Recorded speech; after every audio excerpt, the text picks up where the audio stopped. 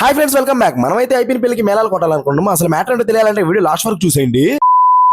నేనైతే 10 days back ఒక దగ్గరికి వెళ్ళడం జరిగింది. దానికి సంబంధించిన లాగ్స్ ఒక లాంగ్ సిరీస్ ఉంది, చూసేయండి. సహజంగా ఇండియన్ పేరెంట్స్ గురించి తెలిసిందే కదా. ట్రైన్ 10 గంటలకైతే 9 గంటలకి తీసుకొచ్చేసారు రైల్వే స్టేషన్ కి. ఇంకా నేనైతే స్టార్ట్ అయిపోయాను. ఈ లొకేషన్స్ మాత్రం సూపర్ గా ఉన్నాయి.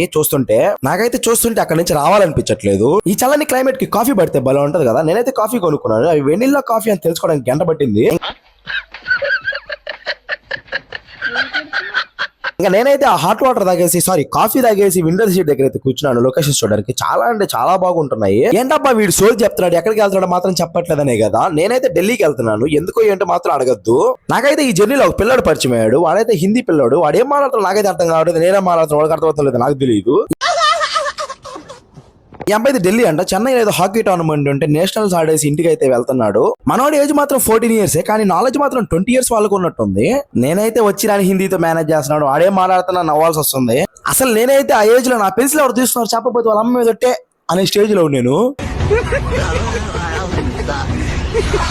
నాకైతే ఈ జర్నీ మొత్తం ఆ పిల్లడితోనే టైం పాస్ అయిపోయింది. హ్యాపీగా గడిచిపోయింది. ఇంకా నేనైతే నైట్ డిన్నర్ కి నూడిల్స్ అయితే ఆర్డర్ చేసేసుకుని తినేసాను. అవేం అంతగా బాగాలేవు, కానీ తప్పదు కదా, తినాల్సిందే. చెప్పాను కదా ఈ ఢిల్లీ ట్రిప్ అయితే లాంగ్ సిరీస్ ఉందని చెప్పి. మీరైతే రోజు చూసేయండి. ఉంటా, బాయ్.